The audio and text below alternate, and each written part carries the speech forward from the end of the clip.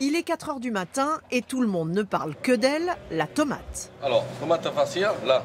Ouais. Mais on est à 3,60 là. Depuis quelques semaines, le prix au kilo s'envole. Jean-Philippe est commerçant. Il vient ici faire ses achats pour garnir ses étals. Le prix exorbitant des tomates l'inquiète vraiment. Au lieu de le payer 2,80, là comme là, c'est 4,10 maintenant. Le kilo de tomates pour nous. Alors si on répercute après pour le client, vous comprenez bien que la différence n'est pas la même. Pour certaines variétés, le prix au kilo peut même atteindre les 6 €. Et si on part sur la tomate française, c'est encore pire, parce qu'il n'y a pas la production, il n'y a pas la qualité, il n'y a pas la production et il y a la demande. Ça peut aller de la salade à la courgette, sur des produits basiques, tous les légumes sont touchés. Comme son père et son grand-père avant lui, Stéphane Balestra gère le marché au gros de Clermont-Ferrand et ses 30 salariés.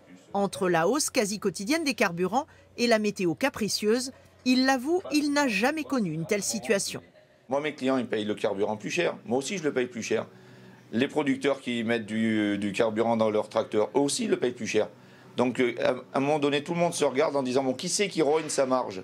Et personne ne veut rogner sa marge. C'est normal, tout le monde a besoin de travailler et de ne pas perdre plus d'argent, quoi. Du coup, pour certains commerçants, impossible à l'avenir de ne pas demander aux Français de mettre la main au porte-monnaie.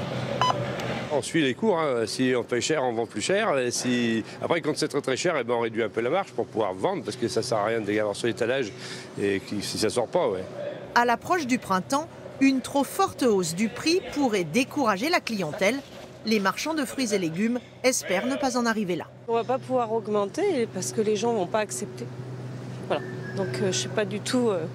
On est comme tout le monde, on est comme tout le reste du pays. On ne sait pas où on va. Autre source d'inquiétude, l'annonce du retour du gel en fin de semaine. Les arbres fruitiers enneigés en avril et c'est l'envolée des prix assurée pour cet été. Autre conséquence de la flambée des prix de l'énergie sur le budget des communes. Pour chauffer les salles municipales ou les écoles, par exemple, la facture a explosé. Certaines villes ont déjà dépensé sur 3 mois autant que sur l'ensemble de l'année dernière. Résultat, il va falloir se serrer la ceinture. Illustration très concrète ici en Alsace, dans le Bas-Rhin, avec Philippe Vogel et Joseph Pasquier. Lorsque monsieur le maire ouvre la porte de la chaufferie municipale, il a un peu l'impression de subir une douche froide. La note de gaz de sa commune a littéralement explosé. Après seulement 3 mois d'hiver, il a déjà dépassé la facture de l'année dernière. Nous sommes à 61 000 € de gaz, alors que sur une année complète 2021, la facture de gaz pour l'ensemble des bâtiments pour toute l'année était de 55 000 €.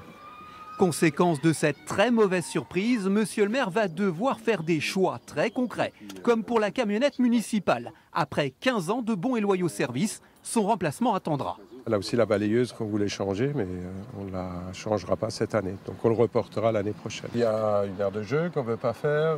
Sans oublier une nouvelle embauche pour les services municipaux, elle aussi reportée à une date ultérieure. Bonjour mesdames. Même son de cloche dans cette commune voisine. En prenant connaissance de sa facture d'électricité, le maire de ce village de 1400 habitants a bien failli s'étrangler. Janvier 2021, 8 200 €. Janvier 2022, 24 200 €. Moi, la facture est multipliée par 3.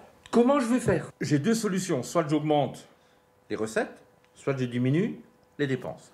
Il va devoir augmenter les impôts locaux de ses administrés pour équilibrer le budget et trouver des solutions. Le groupe scolaire de la commune compte une école, un gymnase, au total 800 mètres carrés à chauffer. L'hiver prochain, il va falloir prendre de nouvelles habitudes. Celui-là, il est coupé complètement et celui-ci, on l'a descendu de quelques degrés. Super. Des ampoules basse consommation vont aussi être installées en remplacement des néons. Enfin, c'est des lampes à tube fluo, donc ça ne consomme pas énormément, mais néanmoins, ça consomme un petit peu. Les convecteurs, il va falloir réfléchir. Le projet d'installation de panneaux photovoltaïques est aussi redevenu d'actualité, malgré son coût, 60 000 €. Mais face à la situation internationale, il faut anticiper des factures probablement de plus en plus lourdes.